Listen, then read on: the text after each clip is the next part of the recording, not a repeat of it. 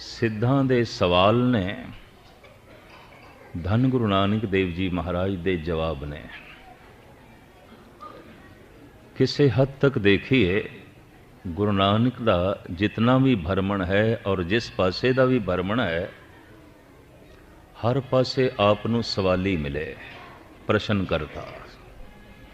ਹਰਿਦੁਆਰ ਦੇ ਬ੍ਰਾਹਮਣ ਆਪ ਤੇ ਪ੍ਰਸ਼ਨ ਕਰਦੇ ਨੇ, ਬਨਾਰਸ ਦੇ ਪੁਰੋਹਿਤ ਤਰ੍ਹਾਂ ਤਰ੍ਹਾਂ ਦੇ ਸਵਾਲ ਕਰਦੇ ਨੇ,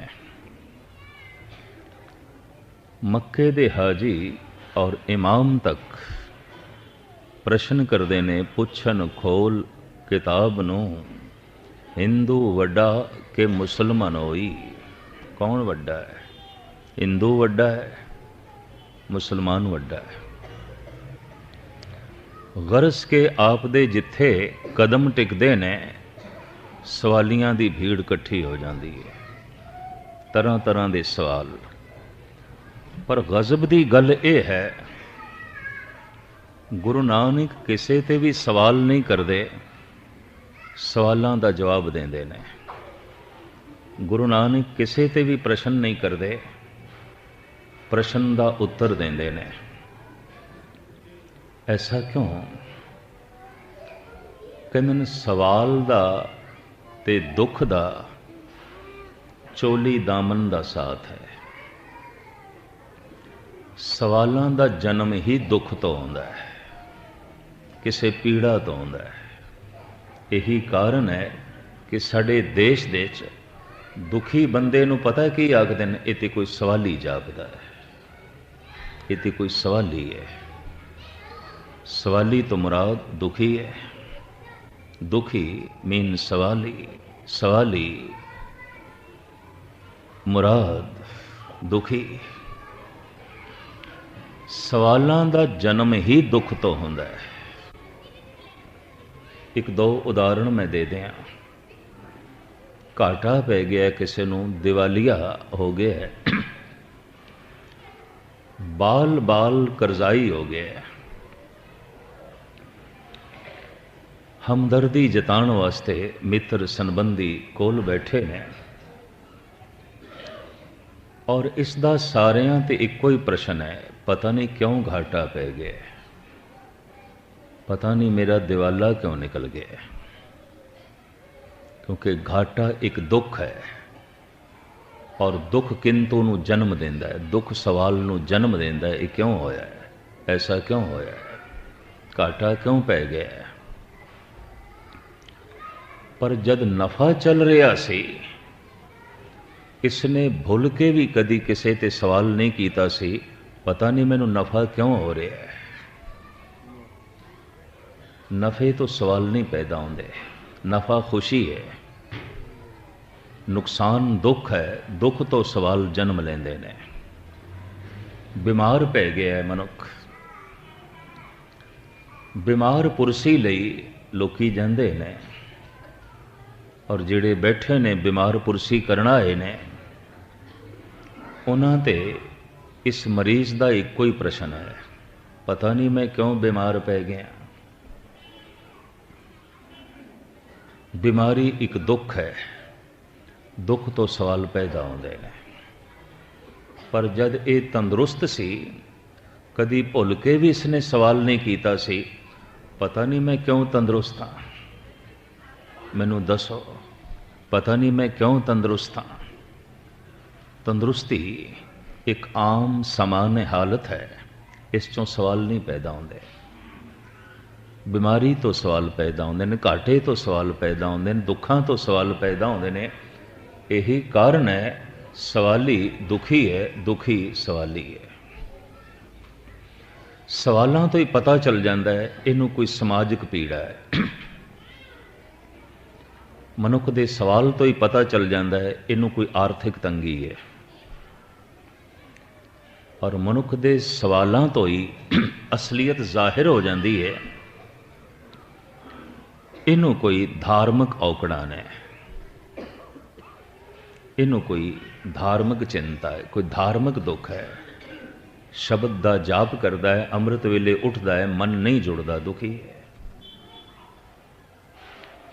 तो दुख तो सवाल पैदा होणगे। ये गल वखरी है कि उस दुख समाजिक ने, आर्थिक ने, रूहानी ने, शरीरक ने, मानसिक ने, ये तो सवालों तो पता चलेगा। पर सवाल दुख है, दुखों तो ही सवाल पैदा होंदे ने। धन गुरु नानक देव जी महाराज का 9 खंड पृथ्वी का भ्रमण है, कदम कदम ते आप नूं सवाली मिले ने। और जन्म साखी जो साहिब श्री गुरु नानक देव जी महाराज की जीवन कथा है, उसते विच थां थां ते यही प्रसंग ने। हरिद्वार दे ब्राह्मण प्रश्न करते ने, गुरु नानक उत्तर देंदे ने। बनारस दे पुरोहित सवाल करते ने, गुरु नानक जवाब देंदे ने। और इसी तरीके दे नाल मलक भागो जैसा धनवान, बाबर जैसा हुक्मरान सवाल करता है, गुरु नानक जवाब देंदे ने। मक्के दे हाजी, बगदाद दे फकीर गुरु नानक देव जी महाराज ते सवाल करते ने, सतगुर जवाब देंदे ने। जिहड़ी बाणी दी विचार इस वक्त मैं थोड़े सामने रखन लगा, सिद्ध गोष्ठ, सिद्धां दे सवाल ने, गुरु नानक दे जवाब ने। गुरु नानक ने एक भी सवाल नहीं कीता, पर हज़ारां सवाल कीते ने जोगियां ने। गुरु नानक ने सिर्फ जवाब दिता है।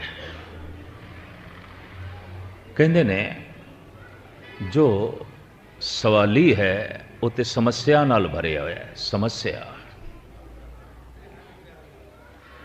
और जो जवाब देंदा है उहदे कोल ते समाधान है, समस्या नहीं समाधान।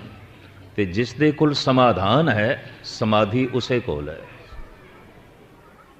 जिस दी कोई आर्थिक समस्या है उहदी समाधि नहीं लग सकती। जिस दी कोई शरीरक समस्या है और मन दे पीड़ा है, उहदी समाधि भी नहीं लग सकती। जिस दी कोई राजनैतिक समस्या है, मानसिक समस्या है, समस्या समाधि लीन नहीं होने देगी। समस्या ते सवाल है, ते सवालों दे ते मन बिखरिया रहेगा, दुखी रहेगा। जवाब, समाधान, समाधि किस दी लगती है?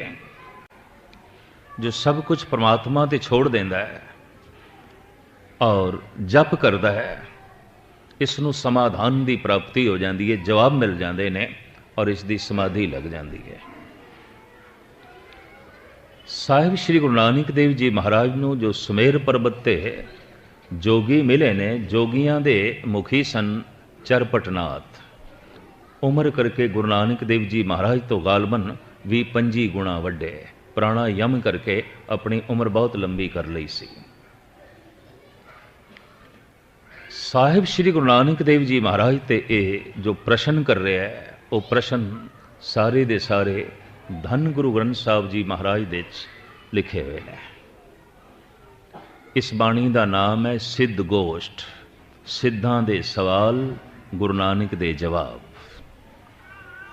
और वैसे गुरु ग्रंथ साहब जी महाराज दे बहुत सारे ऐसे शब्द ने, ब्राह्मणां दे सवाल, गुरु नानक दे जवाब, फकीरां दे सवाल, गुरु नानक दे जवाब, हुक्मरानां दे सवाल, गुरु नानक दे जवाब, सिद्धां दे सवाल, गुरु नानक दे जवाब। हर बशर सवाली होके गुरु नानक नूं टकरिया है और गुरु नानक हर सवालों का जवाब दे के अगले की तसल्ली करांदे गए, अगले की झोली च आनंद पांदे गए, सुख पांदे गए। चरपटनाथ प्रश्न करता है, दुनिया सागर दोतर कहिए, क्यों कर पाइए पारो, चरपट बोले औधू नानक, देहो सच्चा विचारो। सिद्ध गोष्ठ, रामकली मल्ला पहला। गुरु नानक, ये जो नतरे जान वाला सागर है दुस्तर, तरना जिथे बहुत औखा होए, दुश्वार होवे, दुस्तर नतरे जान वाला। दुनिया सागर दोतर कहिए, क्यों कर पाइए पारो, ऐ गुरु नानक दसो किवें पार करिए। चरपट बोले अवधू नानक देहो सच्चा विचारो। सच दी विचार दसो इस संसार नूं किवें अबूर करिए, किवें पार करिए। साडे देश दे जितने भगत होए ने, जितने संत होए ने और जितने अवतारी पुरुष होए ने, उन्हां सारियां ने संसार नूं सागर नाल तशबीह दित्ती है। संसार सागर, समुंदर नाल तशबीह दित्ती है। दरअसल सागर दा ते संसार दा सुभाव इक्को है, स्वरूप ते एक नहीं, सुभाव एक है। आप दी ज्ञात लई अर्ज करां, दोस्ती और नेड़ता उत्थे ही आउंदी है जिथे सुभाव मेल खा जान, वो बड़ी नेड़ता आउंदी है। संसार दा सुभाव सागर नाल मेल खा गया है, सागर दा सुभाव संसार नाल मेल खा गया है। थोड़ा जिहा मैं खुलासा करां। सागर दे च पानी है, संसार दे च पदार्थ ने। सागर दा पानी नापिया नहीं जा सकता, अथाह है, अनंत है, जमीन नालों 3 गुणा ज्यादा है समुंदर। सागर दा पानी नापिया नहीं जाता, तोलना कठिन है। संसार दे पदार्थ भी गिने नहीं जाते, अणगिणत ने, बेशुमार ने, अथाह ने। सागर दे च लहरां ने, संसार दे समस्यावां ने। हर वक्त लहरां ने संसार दे च, हर वक्त संसार दे समस्यावां ने। लहरां तो खाली सागर नहीं आउंदा, समस्यावां तो रहत संसार नहीं आउंदा। आप इतने सारे बैठे हो, हर एक दी कोई ना कोई समस्या। शरीरक समस्या होवेगी, रोग होवेगा, मानसिक समस्या होवेगी, कोई मन दे च पीड़ा होवेगी, समाजिक समस्या होवेगी, कोई परिवार दे च कल कलेश होवेगा, आर्थिक समस्या होवेगी, रोजगार धन की कमी होवेगी, या फिर कोई धार्मिक समस्या होवेगी। उठदा है अमृत वेले, जप करदा है, तप करदा है, मन जुड़दा नहीं, औखा है, रस बनता नहीं, तो कहता है की करा। तो ये धार्मिक समस्या है। लहरां तो रहत सागर नहीं आउंदा, समस्यावां तो रहत संसार नहीं आउंदा। लाजमी जो जीवदा जागदा मनुख है समस्यावां दे च रहेगा। एक आलम दा बड़ा सोहना कथन है, ऐ बंदे शांति लभनी है कब्रिस्तान दे चला जा। शांति है, सुकून है। जीवदा जागदा मनुख ते समस्यावां जीवदा है। जिहड़ी बेड़ी सागर दे च है उहदे नाल ते लहरां टकरांदियां ने, लहरां ते होणगियां। जो संसार सागर दे च है जिंदगी दी नौका, उहदे नाल कोई ना कोई समस्या ते टकराएगी, कोई ना कोई समस्या ते होवेगी। ये गल वखरी है, कोई मनुख कबूल करे चाहे ना कबूल करे, हर एक दी समस्या है। समस्या तो रहत कोई भी नहीं है। हर एक दे हिरदे सवालों नाल भरे हुए ने, और इंज कह लीए हर बंदा सवाली है, हर बंदा दुखी है। धन गुरु नानक देव जी महाराज नूं ते साफ कहना पिया, बाली रोवे नाए भतार, नानक दुखिया सब संसार। बहुत पुरानी गल है। दास ऋषिकेश दे अस्थान गुरुद्वारे दे प्राचीन गुरुद्वारे कथा कर रहा सी। लड़ीवार कथा दे ये शब्द सी, बाली रोवे नाए भतार, नानक दुखिया सब संसार। ਸਰੋਤਿਆਂ ਦੇ एक बड़ा दार्शनिक चिंतक लिखारी और भगवा वेश धारण कीते एक साधु बैठा सी।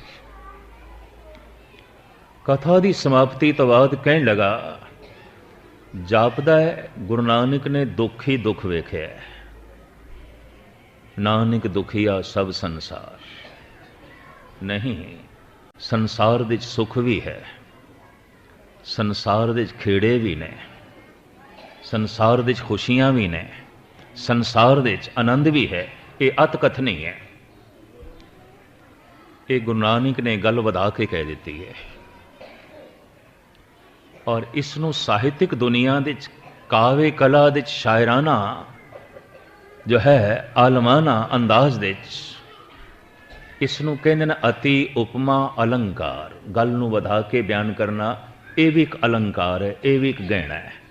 जैसे किसी दे खूबसूरत चेहरे नूं देख के कह देना है ते चन वर्गा है। अति उपमा अलंकार, जे वाकई चन वर्गा है तो घर दे बत्ती ना जगाइए दे मुखड़े तो ही चानना बनिया रहे। ये दंद ते मोतियां वर्गे ने, अति उपमा अलंकार।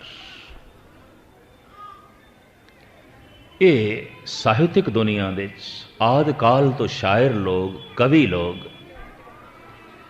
अति उपमा अलंकार की वरतों करते रहे हैं। मैनू कहन लगे गुरु नानक देव जी महाराज संत ने, अवतार ने, पर शायर भी तो ने ना, कवि ने। तो कवि अलंकार की वरतों करते हैं। गुरु नानक ने वरतों की थी, अति उपमा अलंकार है। सारा जगत दुखी नहीं है, सारा संसार दुखी नहीं है। ठीक है, बहु गिनती दुखी हो सकती है, पर यह कह देना नानक दुखिया सब संसार, ये अति उपमा अलंकार है। मैं कह नहीं, ये सत बचन है, ये अमृतमयी बचन है, और ये अति उपमा अलंकार नहीं है। मैनू कहन लगा, मस्कीन जी जे मैं थानू सुख दा स्वरूप दिखा दियां, आनंद दी तस्वीर दिखा दियां, खेड़े ते खुशियां दी मूर्ति दिखा दियां, फिर ते तुसी कबूल करोगे कि अति उपमा अलंकार है, गुरु नानक ने गल वधा के आखी है। मैं कह मित्रा, इत्थे तक नौबत नहीं आएगी। सिर्फ मैं श्रद्धा करके नहीं कह रहा, बल्कि मेरा पूर्ण भरोसा है गुरु नानक दे कंठ तो जो वाक निकलने ने वो खसम दे बोल ने, अमृतमयी बोल ने, ये अति उपमा अलंकार नहीं ने। कहने लगे कल मैं थानू फिर सुख दा स्वरूप दिखावांगा। चला गया वो दिन ते वो रात भी मेरी बड़ी बेचैनी नाल लंघी। मैं कहा पता नहीं की दिखावेगा, की ले आवेगा, वो की होवेगी चीज। दिन भर मैं सोचां च रहा, जे मेरे को ना जवाब बनिया फिर। और रात नूं ते अंदरों अरदास भी निकली, हे पातशाह तू लज्जा रखी अपनी बिरद बाणे दी। बोल तेरे ने, बचन तेरे ने, और तेरे बोलां ते मैं दावा कीता है अतकथनी नहीं है, ये अति उपमा अलंकार नहीं है, ये सत बचन ने, ये अमृतमयी बचन ने। दूसरे दिन ये गुरुद्वारे आया और उस महापुरुष के हथ दे गुलाब के फुलों का खिड़िया होया गुलदस्ता सी। भेंट नहीं किया इसने, मत्था टेक के एक पासे बैठ गया ते गुलदस्ता कोल। कथा की समाप्ति तो बाद मैनू कहन लगा, मस्कीन जी ये गुलदस्ता थानू दिखाई देंदा है? मैं कि दिखाई देंदा है। गुरु की मेहर है, अखां च है जोत। कहने लगे जे थानू ये फुल दिखाई देंदे ने तो फिर तो यह भी दिखाई देंदा होएगा कि पत्ती पत्ती मुस्कुरा रही है, पत्ती पत्ती हस रही है, पत्ती पत्ती दे च खेड़ा है, एक एक पत्ती दे च महक है। फिर तो यह भी दिखाई देंदा होएगा। मैं कहा हाँ, वाकई पत्ती पत्ती मुस्कुरा रही है, पत्ती पत्ती दे च खेड़ा है, पत्ती पत्ती दे च महक है। तो मैनू कहने लगा इतना खेड़ा इतनी महक, इतना स्वपन, क्या ये कहना चंगा लगता है? नानक दुखिया सब संसार। ऐसे खेड़े दे होंदियां, इतने स्वपन दे होंदियां, इतनी महक दे होंदियां, ते फिर मनुख आखे नानक दुखिया सब संसार। कम से कम ये बचन इन्हां फुल्लां ते पूरा नहीं उतरदा। मैनू कहण लग्या गुरु नानक दे ये बोल इन्हां फुल्लां ते पूरे नहीं उतरते। ये खिड़े हुए ने, ये नहीं रो रहे, ये महक लुटा रहे हैं, ये स्वप्न की तस्वीर ने। क्या इन्हों वेख के जबान चो बोल निकल सकते हैं नानक दुखिया सब संसार? मैं कहा मित्रा, कल तुसी ये दावा कीता सी कि मैं सुख का स्वरूप दिखावांगा, खेड़े ते मुस्कुराहट की तस्वीर पेश करांगा। वाकई कीती है। ये फुल खिड़े हुए ने, मुस्कुरा रहे ने, सोने ने, महक है। मैं मनदा, मैं तस्लीम करदा, ये सुख की मूर्ति ने, ये खेड़े की तस्वीर है, ये हासे का मुजस्मा है। लेकिन कल तुसी वैदा कीता सी, अज दिखाया खुशी का रूप। 24 घंटे हो गए, बस 12 घंटिया वास्ते इन्हां ही फुल्लां नूं बस सतगुरु की हजूरी च इत्थे ही रख जाओ, बाकी गल शामी करांगे। इन्हां फुल्लां दे संबंध च बाकी विचार शाम नूं करांगे। मैनू चंगी तरह याद है, उहदियां अखां भर आईयां। कहण लगे शाम नूं ते मुरझा जाणगे, कुमला जाणगे। तो मैं कहा मुरझाना कोई आसमान तो टपकेगा? इसे खेड़े दे चों ही मुरझाना पैदा होवेगा, इसे हासे दे चों ही रोना जन्म लवेगा, इसे स्वप्न दे विचों ही कुरूपता पैदा होवेगी। फूल खिलता है मुरझाने का तखय्युल लेकर, जिसे हंसता हुआ पाओगे वो परेशान होगा। बल्कि धन गुरु नानक देव जी महाराज की बाणी का अध्ययन करदे तो इतना पता चलता है, रोने बड़े गहरे ने, हासे उथले ने, थोथे ने, गम बड़े गहरे ने, दुख बड़े गहरे ने, सुख खुशियां ये थोथियां ने, उथले ने, गहरे नहीं ने। एक उदाहरण, कोई मनुख हस रहा होवे ते उसनों सिर्फ इतना ही कह दो ना हस, हासा बंद हो जाता है, हासा रुक जाता है। पर कोई रो रहा होवे किसी अजीज अकारब विछोड़े दे,